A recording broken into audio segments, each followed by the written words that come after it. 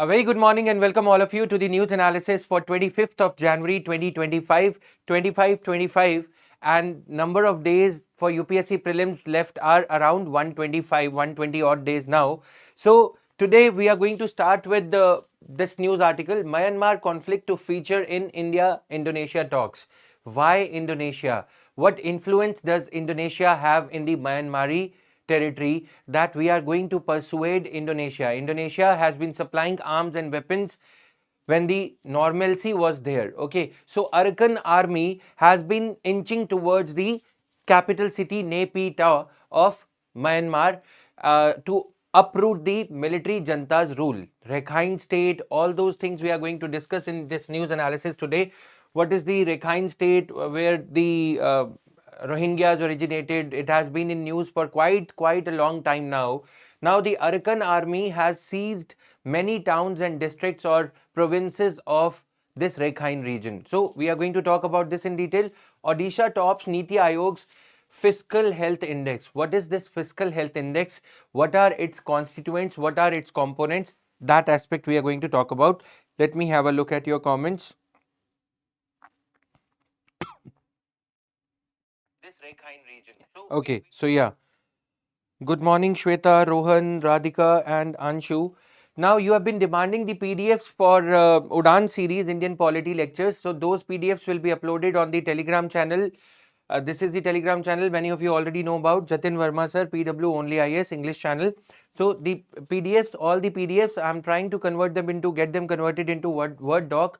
Once they are converted, Word docs will also be shared. Okay, for today PPTs will be shared, and we are daily providing you the question on the Telegram channel, the mains question, the prelims questions surrounding the Udan series. Okay, now coming here, what is this fiscal health index? As I was telling you, then Pralay, what do we mean by subsonic missile? What do we mean by ballistic missile or quasi ballistic missile trajectory?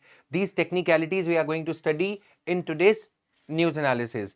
Then Sanjay has also been launched. Sanjay, what is Sanjay? It's not Sanjay Gandhi. It's Sanjay, the interceptor kind of a system for India's better preparedness insofar as surveillance of the Indian region is concerned. Right now, a new study says Iron Age began hundreds of years earlier in Tamil Nadu. So, see this, the order of priority in our news analysis is so maintained that the news articles which are of importance are kept in the heading number 1, 2, 3, 4 likewise.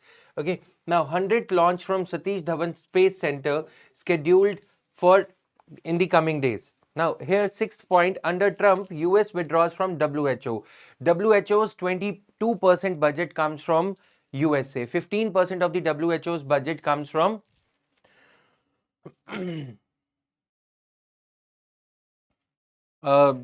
China. Okay, so in the light of the fact that 22%, more than 22% of the WHO's budget is coming from the USA, US opting out of WHO is of relevance. Why is USA opting out? Is it a kind of news out of the blue? No.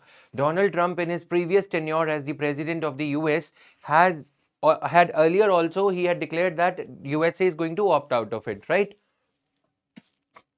Now, let's get started with it. The raging conflict in Myanmar will feature prominently in the discussions between the visiting Indonesian Prime Minister, who happens to be the chief guest at India's Republic Day function this year, right? So we, as a formality, we call one of the nation's leader, Prime Minister or President to our this Republic Day function. So this year it is going to be Prabowo Subianto, who's the Prime Minister of a President of the Indonesia, right? So you should be knowing this. Why Indonesia? As I said, Indonesia has got huge influence over the military junta ruling in Myanmar. Indonesia has been supplying weapons, arms and ammunitions to the military junta. Now, this Arakan army thing, you need to understand, this is Rakhine province, Rakhine state of this region. Okay, these are the districts. 𝐂𝐃𝐃, then Marok U township, then Minbea township. This dispute has been going on since 2021. This dispute, the annexation of the territory by Arakan army inch by inch from the military junta. First of all, for a brief while in the history of Myanmar, the civilian government, the democratically elected government led by Aung San Suu Kyi was restored by the military junta. A gradual transition of power was happening. But then military junta started rolling back the democratic elements, the elected representatives part, elections, they started rolling back again under the military junta led president. So president was passing on the authority to the premier, to the prime minister, but these changes were rolled back. And even as this was continuing, the communal color, the genocide kind of thing was going on, whereby Myanmar was trying to eliminate Rohingyas belonging to Rakhine state. Okay, so Myanmar, basically, I had dealt with an editorial on 22nd of May 2017. Why do I remember that? I'll tell you the reasons also. Okay, so that was the time when military junta was giving the power to Myanmar. It was a kind of transition from military dictator rule to democratic rule. Then an editorial had appeared that it will be difficult for the Myanmaris to have a civilian government without incorporating, without having a consensus government which includes all the minorities of Myanmar. Myanmar is not a Buddhist state in literal sense, okay, in its totality. So there are other minority religions that feed into it. Those minority religions, those minorities, if not taken into confidence, would have done this. Okay, so we see a divided polity in Myanmar now, that these people who constitute Arakan army, they are rebels. Okay, they are seizing the power from the military, combined military of the Myanmar. And is military benevolent? Is military legitimate there? No, military's control was again reinstituted by uprooting the democratic elements. Whatever democracy was installed there, institutionalized there under the leadership of Aung San Suu Kyi, that was also undone by the Myanmari military junta. So the anger, the pent-up emotions, and the Rakhine state, the burning of houses, ethnic cleansing, all this led to the pent-up anger getting consolidated in the form of Arakan army. Now this Arakan army fighters, they are gaining ground in the battling Burmese junta forces, military junta forces. Sometimes we get to hear that 200 armed soldiers have surrendered before this Arakan army. They have seized the battalion, including all the arms and ammunitions belonging to the military junta. Now, where comes into the picture the role of Indonesia? Now, see here, this is our India, surrounded by turmoil in the neighborhood. First, it was Bangladesh, then it was Myanmar, right? Now, Myanmar, let me tell you, has been moving closer to China also. It has developed ties with China also, and these ties are rooted in the past, not recently. Okay, so military junta, whenever even Barack Obama was the president, Barack Obama had, US had imposed sanctions on, US sanctions were imposed, they are still there on Myanmar for not having the civilian government, for rule by dictatorial army.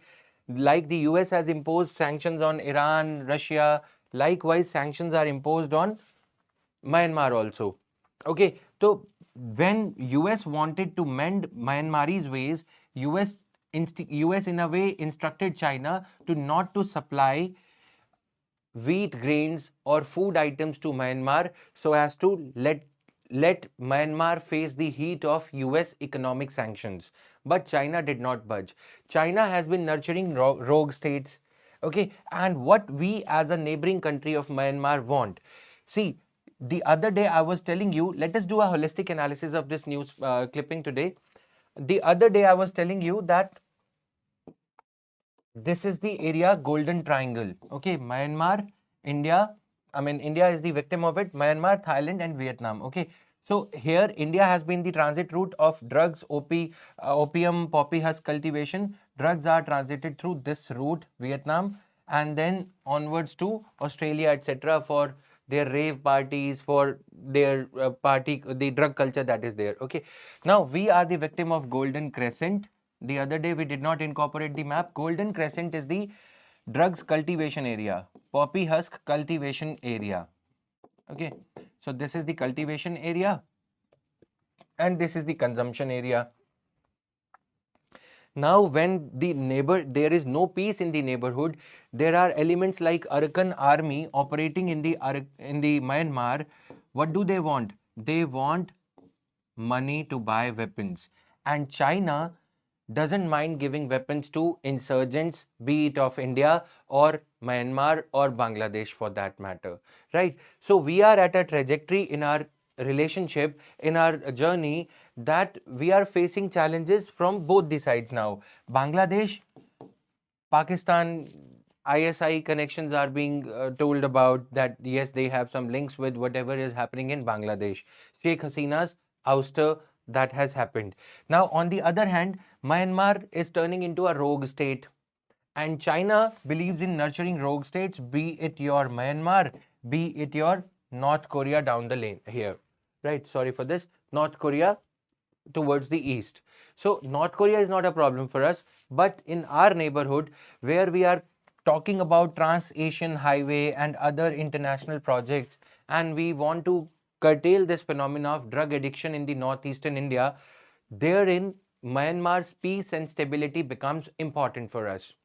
You see, otherwise Indonesia is a very small country in comparison to India's stature today. With due respect to Indonesia and India's bilateral relationship with Indonesia, nonetheless, we've invited the countries in the past. We have invited Australia, Japan, countries which have been Big Five, Big 10, Big 8, G8. Now, why Indonesia in the present time? We are consolidating our extended neighborhood. Kautilya's Mandala policy, in the sense that when your enemies are not in your when your neighboring countries are turning into hostilities or turning into or they are turning hostile, or there is some adversity in your neighborhood, especially China, Pakistan, etc., you need to mend ties with your extended neighborhood. This is what Kautilya had said. Okay, so we are extending our outreach to Indonesia and other countries for reasons I am going to reveal now. That is why I say reading out the news is not enough. So we know about Strait of Malacca, etc. Recently, the 9-nation summit, the 9-nation maritime exercise, Law Perus. We had read about it on under the daily news analysis of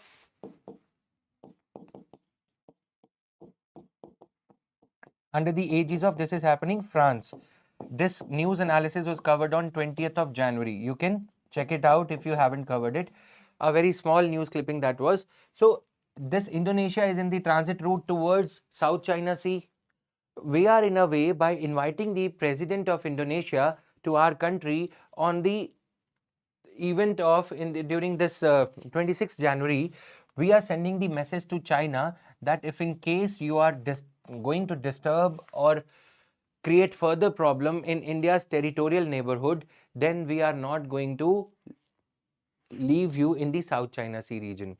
If on the Strait of Malacca near Singapore, then Java and Sumatra are in Strait of Sunda, Strait of Lombok. Okay, so this 9-nation exercise had a significance that we are sending messages to China in the South China Sea region, in the Indian Ocean region, where from where China's 35 to 40% of the shipping cargo passes. Okay, trade happens.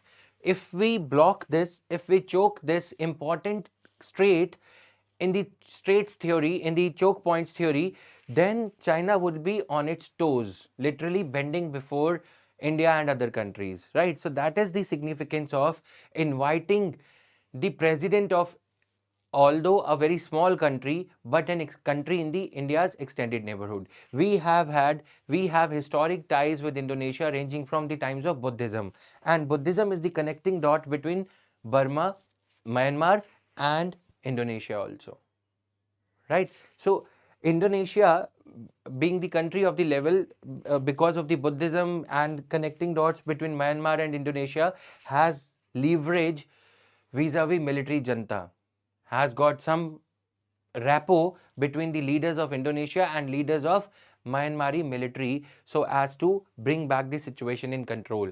Now that Arakan army has been seizing the weapons, the arms and ammunitions of Myanmari military junta, Myanmar would need some kind of reinforcement. Indonesia comes into picture over there. Got it? So this is how you need to see the holistic picture. Why is Myanmar important? Golden Triangle region. If there will be further insurgency, increase in insurgents elements in the Myanmari territory, then this kind of drug peddling, drug consumption, transit route phenomena will further aggravate to the detriment of India, because we are concerned about our northeastern region, the northeastern states of India.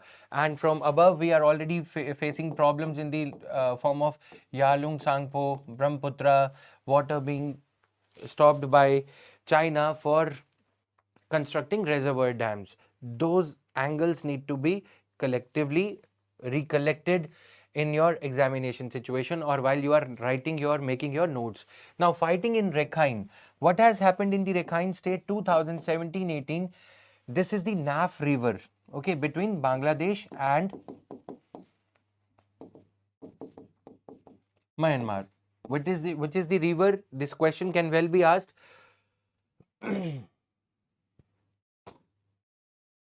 Yes, if you read the whole text, Rohan, around Mandala policy, and there are a few other policies I'm not able to recollect around Kautilya, you would understand what I said is, if your neighborhood is hostile towards you, you should have better ties with the extended neighborhood. Okay, so that is the endeavor here. So, Rakhine state mein Rohingyas, Hindu Rohingyas and Muslim Rohingyas, they were being targeted by military junta to change the ethnic composition of this Rakhine state. Overall, Myanmar is a Buddhist country, but there are various tribes who preach other religions or who do not side with Buddhism as the mainstream religion. So, military junta from Naypyidaw, the capital, okay, they were trying to cleanse the, they were trying to eliminate the people belonging to Rohingyas. Okay, people of Rohingya region. So, this Rohingya following in the Rakhine state. Now, they have ganged up, contributing mainly to the Arakan army fighters. Got it? So this is all. The situation in Myanmar has escalated over the last year, with military junta losing control in over in the states like Chin region, Rakhine region, Sagyang region. So these are the regions. Mongda, near the Indo-Bangladesh frontier, was the latest town to fall to Arakan army in December 2024. Myanmar issue has been on the ASEAN table as well. Why? Please answer. Is Myanmar a member of ASEAN or not? Please answer quickly. Everyone, is Myanmar a member of the ASEAN army or ASEAN grouping or not? The Myanmar issue has been on the table of ASEAN since the military coup of February 2021, and it is understood that the Indonesian president will continue the discussion on the regional issues in Malaysia. So, Indonesian president will head to Malaysia after his India visit. There also this issue will be taken up with Malaysia. So, both these countries in a way will give enough leeway. They are basically pursuing India's diplomatic agenda as well, insofar as bringing back normalcy and peace in Myanmar is concerned, which is having long way to go there. Right now, moving further, Odisha tops NITI's fiscal health index, NITI Aayog's fiscal health index. What is the composition of this fiscal health index deserves our attention first of all. So here, the report titled Fiscal Health Index 2025 ranks states for 2022-2023. Year should be memorized. It is not 24, 23, 24. It is 22, 23, covering 18 major states that drive Indian economy in terms of their contribution to, number one, India's GDP, demography, population, total fertility rate, etc. Total public expenditure, their revenues in terms of state VAT or GST and GST rather, state VAT levied on items like liquor, electricity, petroleum products, right? Then overall fiscal stability. Overall fiscal stability comprises of how much of their total expenditure is going towards interest payments. How much of their total expenditure is going towards interest payments? then how much of their total expenditure is going towards capex, capital expenditure. Remember the other day we had seen a news article talking about states lead the way when it comes to compensating for the decline in the private sector investment in the economy. Okay, so that importance feeds into this report. That contribution of states in terms of increased capital expenditure is feeding into this report overall. Capital expenditure, then revenue deficit, etc. The data used to calculate the fiscal health index was from the CAG reports, so as not to have any doubt or any allegations that this index by NITI Aayog is politically motivated. Okay, Radhika, yes, Myanmar is a member. That is why I gave you a hint also. Okay, so see how easier it becomes to memorize and revise these things when you are doing the analysis, when you are reading the newspaper on a regular basis and making small yet crisp notes out of it, effective notes out of it. Okay, so this is there. Now,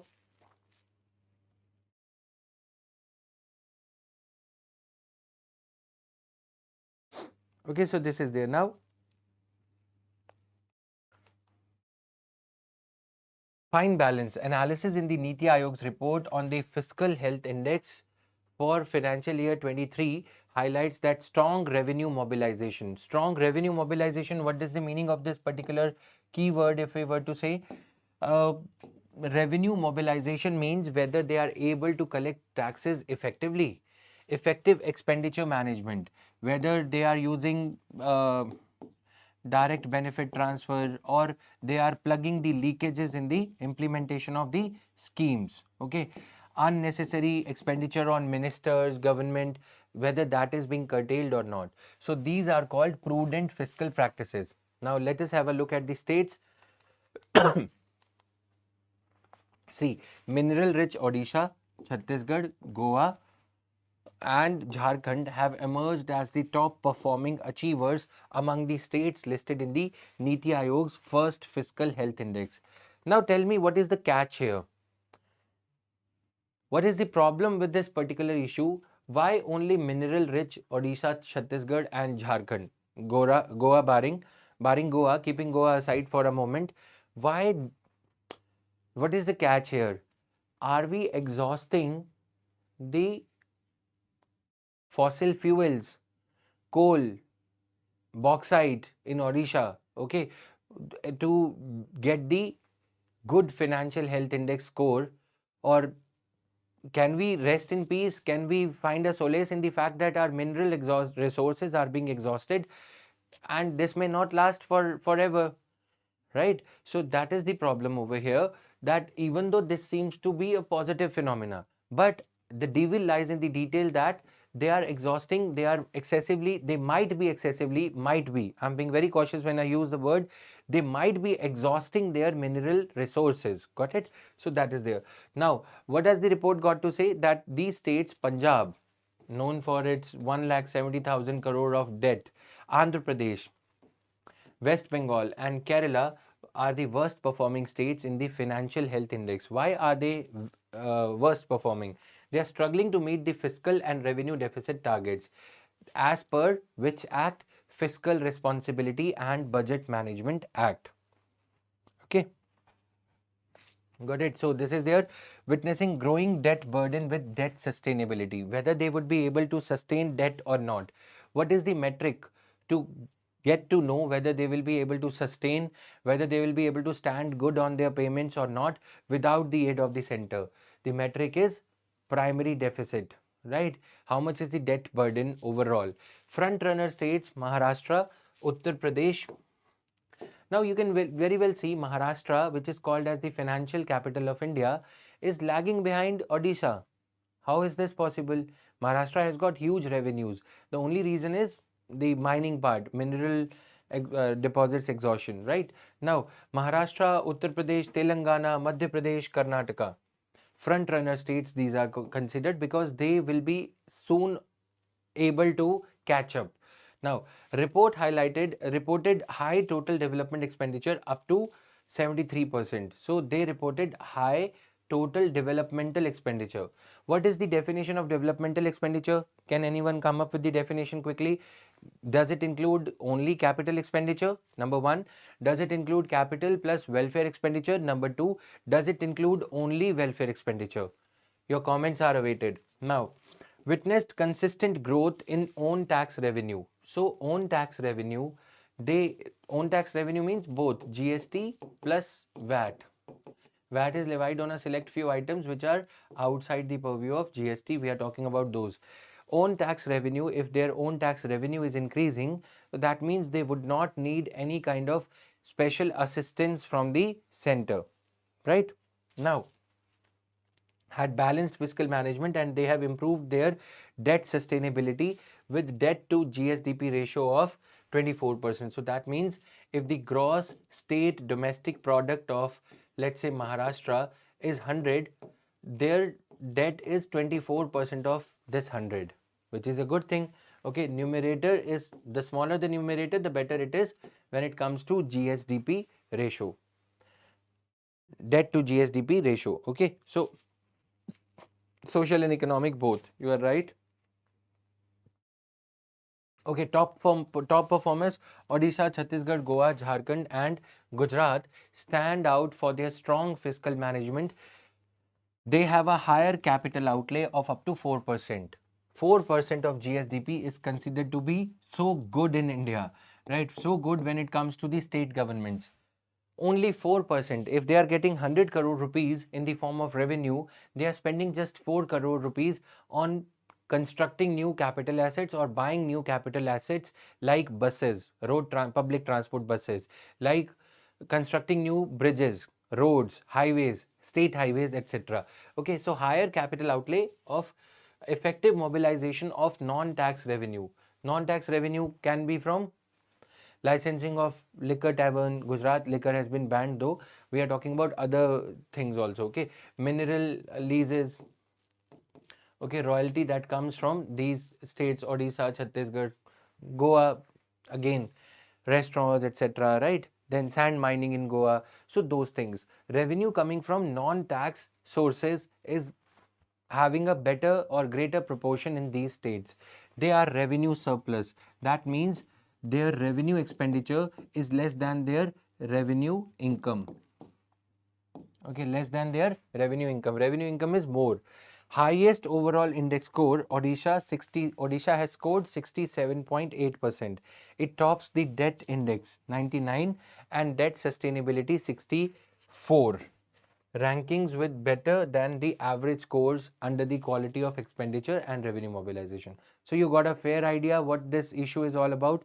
They maintained low fiscal deficits, a good debt profile and an above average capital outlay to GSDP ratio. As I said, this is around 4% for these states in the better category. Right, now moving further, Pralay, India's first quasi-ballistic missile to be showcased at Republic Day Parade. So what is the meaning of ballistic trajectory? Quasi-ballistic. See, I've incorporated this. If a missile is going in a straight line path, in a straight line manner, that is cruise missile. Okay, the way the ship crew moves, it follows the in a way the shape of the earth, or it follows the elliptical path or something like that. Okay, but when a target missile, okay, when from the launch site it follows an arc based trajectory path, that is called ballistic. Okay, so cruise missiles, they are in a way flying close to the earth's surface. These are following arc based circle, in a way C-type trajectory. These are called ballistic missiles. So this is the difference between ballistic missile versus cruise missile. Got it? They have a longer path. Now, what are the other advantages? We are going to talk about it, but let's first go through the news a little bit.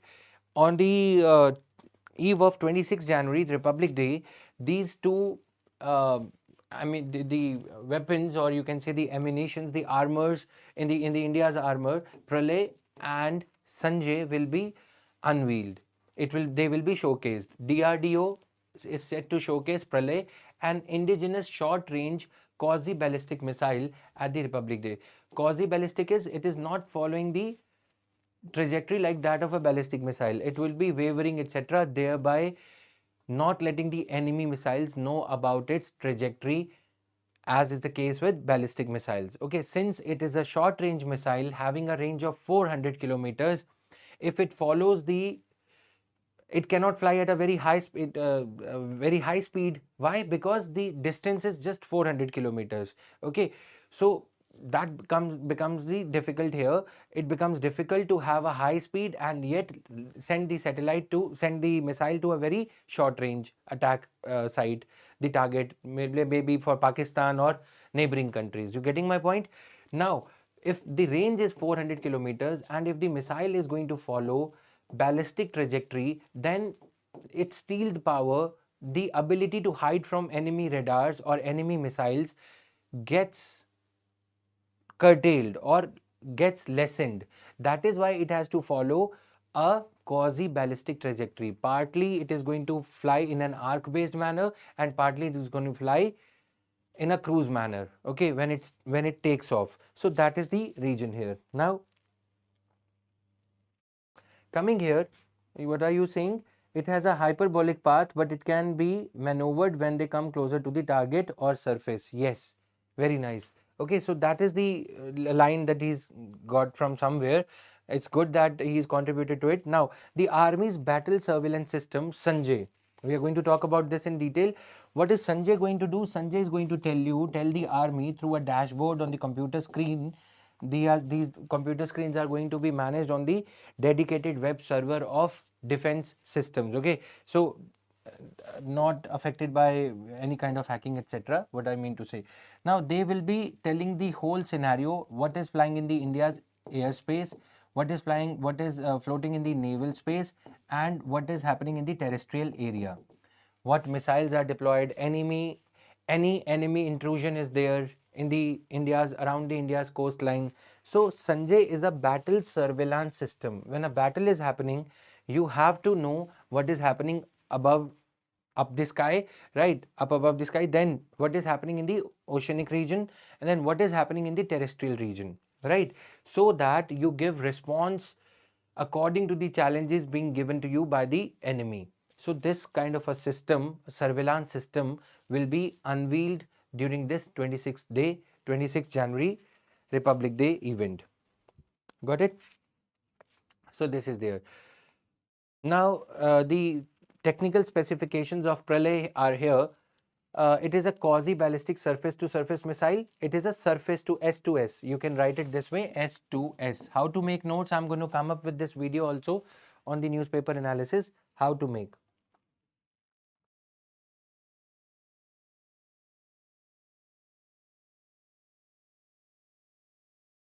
Okay, so this is there. Capacity: the missile can carry 350 to 700 kg of high-grade explosives. Is it nuclear? No, it is non-nuclear. It cannot carry nuclear weapons. As I said, these smaller trajectory missiles, when they are made capable of carrying nuclear weapons, it becomes the danger for the country itself, right? From where they are launched, or they might, if there is an accident. So for a missile like Agni, BrahMos, having a range of 3,000 kilometers, 4,000 kilometers, Agni 4, for them it is easier to carry nuclear weapons. Okay, we have mastered that technology, but considering the hostile neighborhood, we need a short range missile, and that is where Pralay comes into picture. Developed by DRDO, then powered by solid propellant rocket motor and other new technologies, meant for deployment along both the line of control and line of actual control, Pakistan and China respectively. The missile guidance system includes state-of-the-art navigation and integrated avionics. So integrated avionics means the capability to maneuver mid-air is there in the missile to evade and to avoid the enemy missile. If it can sense the enemy missile coming to shoot it, so in the mid-air avionics, it can avoid any kind of attack on itself.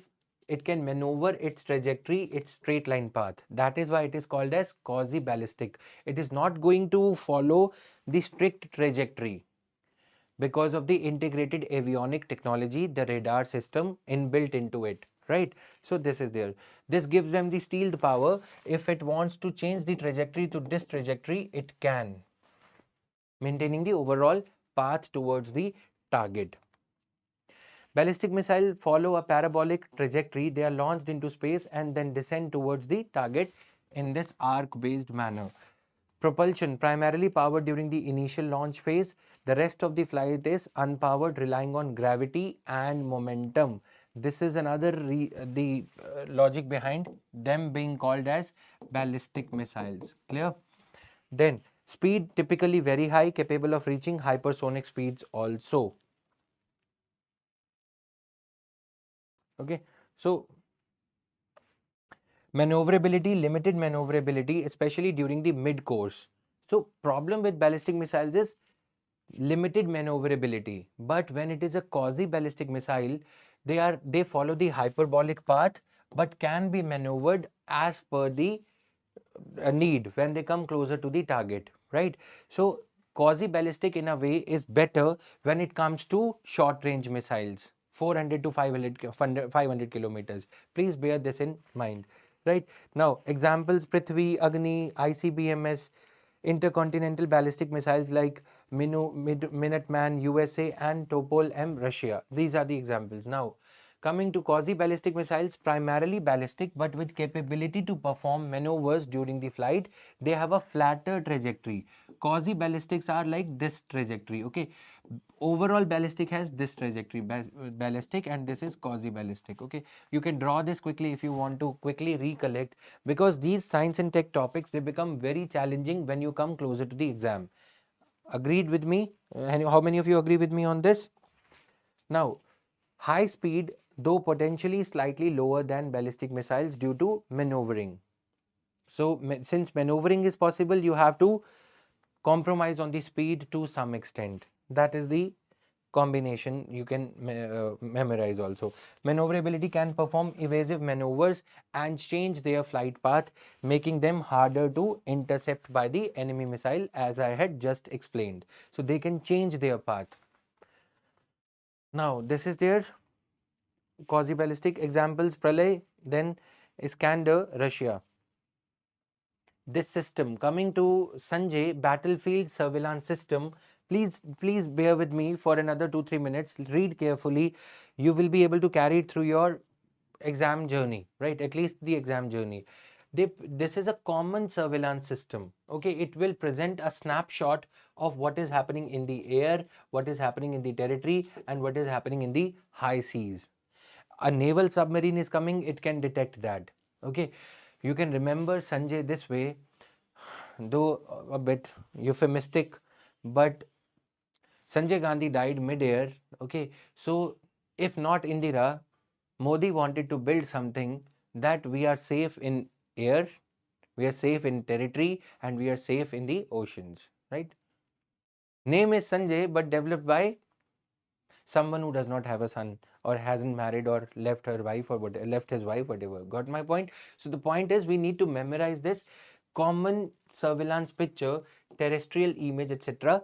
Could be the image of the snapshot of what's happening in the India's overall territorial safety or security. This will give a snapshot. Sanjay is an automated system which integrates the input from all the ground and aerial battlefield sensors. We have deployed sensors in, let's say, Rajasthan border, Punjab border, and in the around the coastline of India also.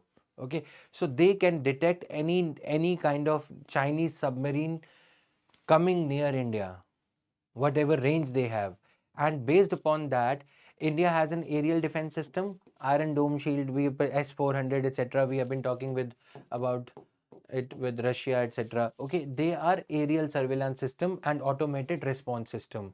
Now imagine a scenario where we have at least a detection system, if not the response system, for not just aerial survey, for not just aerial security of India, okay, but terrestrial security of India and high seas security, coastline security of India. So this is the advantage of Sanjay. Got it? Okay, Radhika, you have science as background. Now, processing them to confirm their veracity. It can process them to confirm their veracity. What is the meaning of this line? Sometimes false radar signals are emitted by some submarines. Let's say if Chinese submarine is coming near India, it will give the false signals that it is going to follow this trajectory. But actually it is going to follow this trajectory and attack on the Tamil Nadu side, for example. Okay, so Sanjay can verify the veracity of the signals, the truthfulness of the signals. Okay, now preventing duplication and fusing them to produce a common surveillance picture. So any duplicate signals are being emitted or any duplicate signals are being generated by enemy missile or some duplication of information is happening, Sanjay can automatically eliminate it. Done. Now battlefield over secured armed data networks. So this will be the battlefield communication system will work upon army data network and satellite communication network. Okay. It will enhance battlefield transparency and transform the future battlefield through a centralized web application which will provide inputs to the command and army headquarters. An integrated picture like you see things on your mobile phone application. So this kind of a system is being developed, right? Now here is the background information. What is Defense Acquisition Council? It is chaired by Defense Minister. All those things are incorporated in it. Please go through it. These are, as I say, India yearbook type of details which you have to read yourself, spending just 5 minutes on it. Done? Moving further, a new study says Iron Age began hundreds of years earlier in Tamil Nadu. So 4th millennium BCE, they are saying that Iron Age dates back to first quarter of the 4th millennium BCE. Now, ancient history books will be rewritten. Be prepared for that for your NCRT thing, right? The findings were produced in a report titled Antiquity of Iron, Recent Radiometric Dates from Tamil Nadu, authored by K. Rajan and K. Sivanathanam. Sivanantham, yes. Okay, now findings of the study and its significance. It positions the region as pioneering hub of early metallurgy, surpassing global timelines by nearly 2 millennia. 4th century BCE.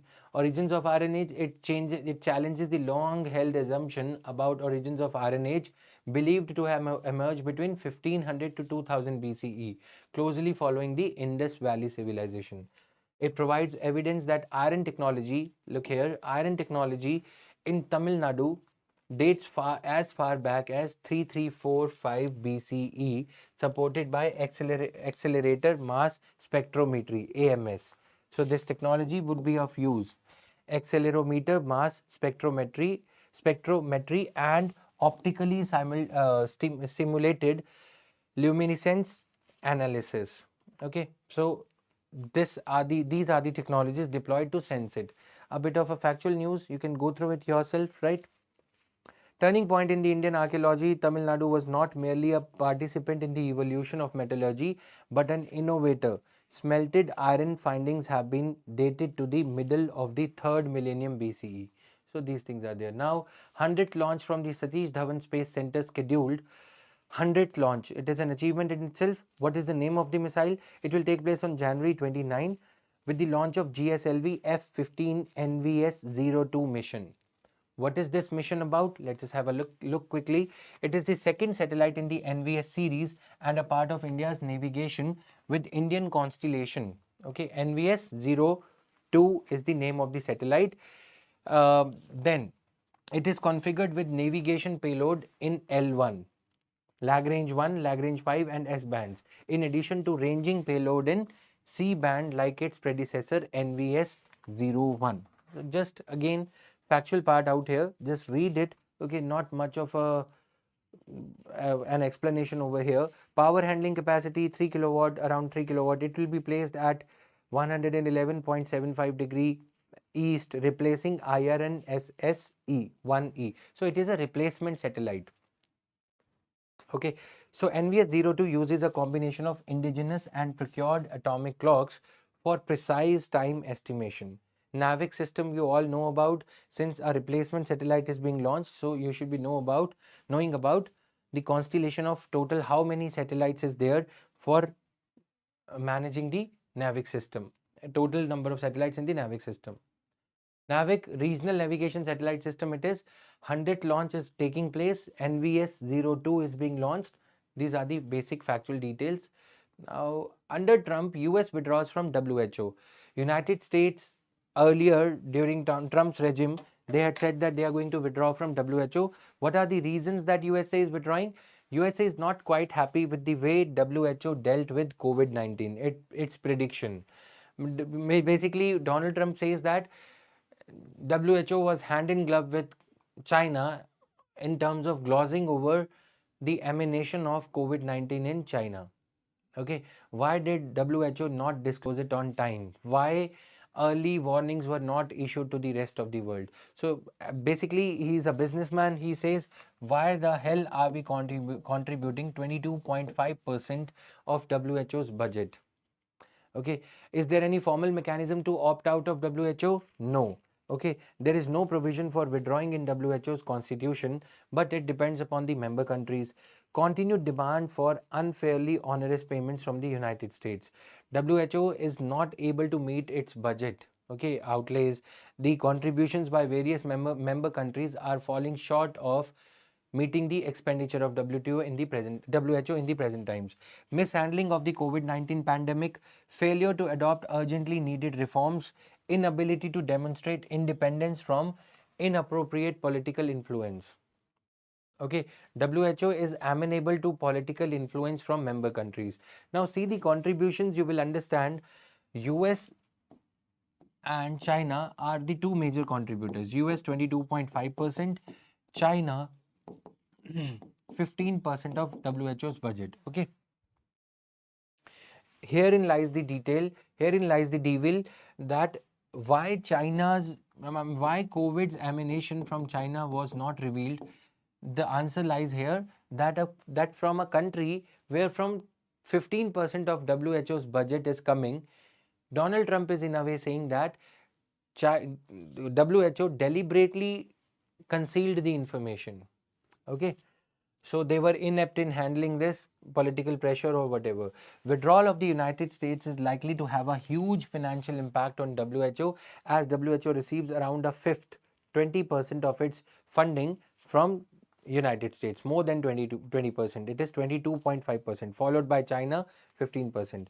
Of the total US dollar 578 million assessed contributions, United States pays approximately $130 million and China $87.6 million. So in voluntary contributions, while US is still the biggest donor, accounting for around 13% of the total contribution in 2023, China accounted for only about 0.1% in the voluntary contributions. Okay, so the mandatory assessed contribution, this is one category of funding, and the voluntary contributions raised from various countries and organizations. Over the years, the mandatory assessed contributions have remained stagnant, and now they cover less than 20% of WHO's expenditure. That means 80% is coming from voluntary funding. Okay, so what is in it for India? Replacement of WHO, or some other organization would step into the shoes of WHO if WHO is not funded, or if this really happens, or if it might be the case that China would chip in with more funding for WHO. Okay, so if some new institution is created, it will help us have some new institutions of contemporary times, reflecting the contemporary realities. If not in WTO, if not in United Nations, let's begin with World Health Organization at least. Wealth will be taken care of later on. We can focus on WHO. Okay, so let us look at it from the perspective of BRICS nation, etc., wherein strategic power shift is taking place. Okay, now the fall of WHO, if it happens because of USA's withdrawal, okay, will be another reason for the institutions of global governance need to be revamped to reflect the contemporary realities of the world. Got it? So these things are there. Impact on India, a funding cut would mean WHO will not be able to effectively implement programs in India like its work on neglected tropical diseases, NTDs. WHO has been providing funding to India, Bangladesh, Sri Lanka, HIV, malaria and tuberculosis, antimicrobial resistance, monitoring India's immunization program. Okay. Then UNODC, United Nations Office of Drug and Crime, WHO and India participation to eliminate or eradicate the mission to the menace of drug addiction. Loss of expertise from United States would also impact WHO's role of providing guidance on pandemic due to novel viruses or due to a novel virus or any such chronic disease. It will also sever the collaboration between WHO and US Center for Disease and Control Prevention. So this is on the technical side. The previous one that we saw, 22.5% contribution, it was on the financial side. India would be impacted in more than one ways insofar as the funding of these diseases and immunization programs in India is concerned. Yes, so this is there. Questions from for the day 25th of January. Which of the following statements regarding NAVIC is or are correct? Number 1.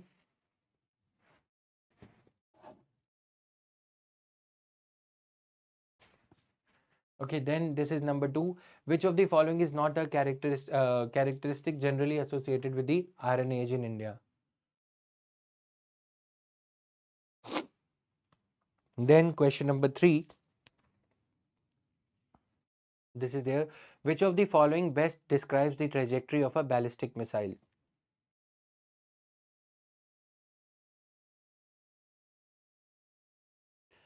Then this one. Arrange the following Indian states bordering with Myanmar from north to south.